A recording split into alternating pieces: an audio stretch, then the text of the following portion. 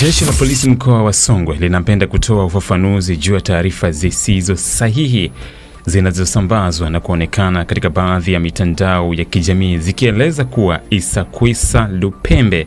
na Ali Mwafongo wametekwa na watu waliojitambulisha kuwa ni askari polisi.